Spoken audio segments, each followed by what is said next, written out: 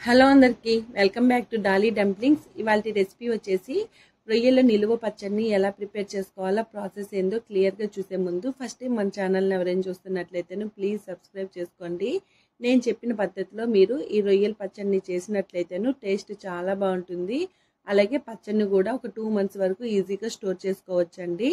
ఇప్పుడు ఈ రొయ్యల పచ్చడిని ఎలా చేసుకోవాలో ప్రాసెస్ చూసేద్దాము. దీనికోసం ముందుగా 1 kg రొయ్యల్ని తీసుకొని శుభ్రంగా క్లీన్ చేసి తీసుకోవాలి. అలాగే రొయ్యకి పై భాగాన సన్నగా కట్ చేసుకొని అందులో ఒక నల్లటి దారంలా ఉంటుందండి, దాన్ని కూడా తీసేసుకోవాలి. రొయ్యల్లో ఎక్కువ ఇసుక ఉంటుంది కాబట్టి 5-6 సార్లు వాటర్లో వాష్ చేసి తీసుకోవాలి. ఇప్పుడు ఇందులో 1/2 table spoon salt, 1/2 table spoon పసుపు వేసుకొని ఈ రొయ్యలకి పట్టేలాగా బాగా మిక్స్ చేసుకోవాలి. ఇలా బాగా కలుపుకున్న తర్వాత స్టవ్ ఆన్ చేసుకొని మంటని హై ఫ్లేమ్లో ఉంచి స్టవ్ మీద పెట్టుకొని ఈ రొయ్యల్ని మధ్య మధ్యలో కలుపుతూ ఉడికించుకోవాలండి. మీరు రొయ్యల్ని ఉడికించుకోవడం కోసం వాటర్ ఏమీ వేయాల్సిన అవసరం లేదు. 2 నిమిషాల పాటు స్టవ్ మీద పెట్టి కలుపుతూ ఉడికించుకున్నట్లయితేను ఈ రొయ్యల్లో నుంచి వాటరు బయటకు వస్తుందండి. ఆ వాటరే ఈ రొయ్యలు ఉడకడానికి సరిపోతుంది. అలాగే మధ్య మధ్యలో కలుపుతూ ఉడికించుకోవాలి. ఈ రొయ్యల్లో ఉండే వాటర్ అంతా ఇంకిపోయే వరకు ఈ రొయ్యల్ని ఉడికించుకోవాలి.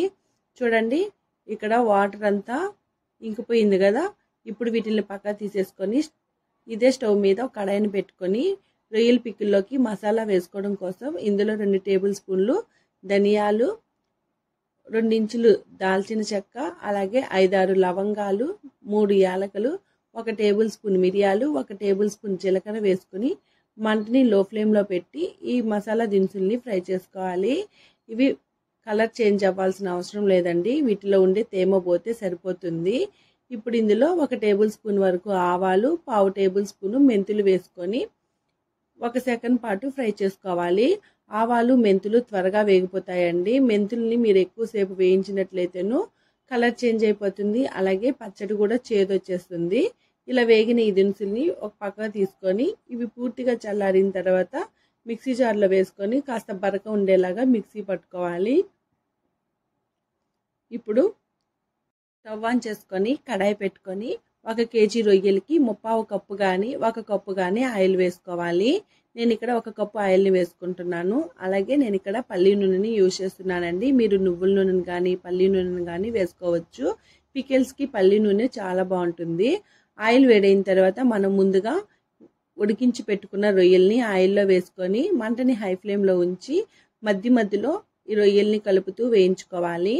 రొయ్యలు బాగా వేగాలండి, లేదంటే పీకలు ఎక్కువ రోజులు స్టోర్ చేసుకోలేము. చూడండి, లైట్ గోల్డెన్ బ్రౌన్ రంగు వచ్చే వరకు వేయించుకోవాలి. ఇలా వేగిన తర్వాత ఇందులో ఫ్రెష్గా రుబ్బుకున్న 1.5 టేబుల్ స్పూన్ వరకు అల్లం వెల్లుల్లి పేస్ట్ వేసుకొని ఒక 4 నిమిషాల పాటు అల్లం వెల్లుల్లి పేస్ట్లో నుంచి పచ్చి వాసన పోయే వరకు వేయించుకోవాలి. అలాగే ఇవి నాన్ వెజ్ పికిల్ కదండి, ఎక్కువ రోజులు స్టోర్ చేసుకోవాలంటే సరిపడా కారం, ఉప్పుతో పాటు రొయ్యలు, అల్లం వెల్లుల్లి పేస్ట్ కూడా చక్కగా వేగాలండి, లేదంటే ఈ రొయ్యల పికిల్ మొత్తం పాడైపోతుంది. అలాగే ఎక్కువ రోజులు కూడా స్టోర్ చేసుకోలేము. ఇలా బాగా వేగిన తర్వాత ఇందులో మనం ముందుగా మిక్సీ పట్టి ఉంచుకున్న మసాలా పౌడర్ని వేసుకోవాలి. అలాగే ఒక 50 గ్రాముల వరకు కారం పొడిని వేసుకోవాలి. అలాగే 50 గ్రాముల వరకు సాల్ట్ని వేసుకోవాలి. సాల్ట్ని మీరు తగ్గించి వేసుకున్న తర్వాత మళ్ళీ చెక్ చేసుకొని మరుసటి రోజు యాడ్ చేసుకోవచ్చండి. ఇప్పుడు స్టవ్ ఆఫ్ చేసేసుకొని ఈ మసాలా అంతా బాగా మిక్స్ చేసుకోవాలి. స్టవ్ ఆఫ్ చేయకుండా మీరు అలాగే మిక్స్ చేసినట్లయితేను పచ్చడి రంగు అనేది చేంజ్ అయిపోతుంది. దానికోసమే స్టవ్ ఆఫ్ చేసుకొని బాగా మిక్స్ చేసుకోవాలి. ఇలా బాగా కలుపుకున్న తర్వాత ఈ పచ్చడిలో 2 పెద్ద సైజు నిమ్మకాయల్ని కట్ చేసుకొని నిమ్మరసాన్ని తీసుకోవాలి.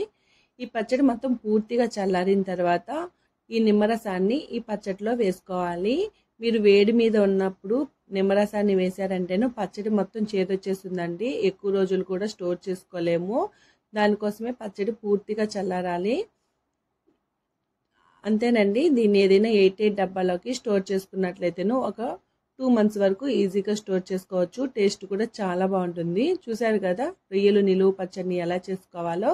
ఈ వీడియో మీకు నచ్చితే లైక్ చేయండి, షేర్ చేయండి. మరిన్ని రెసిపీస్ కోసం మన ఛానల్ని సబ్స్క్రైబ్ చేసుకోండి.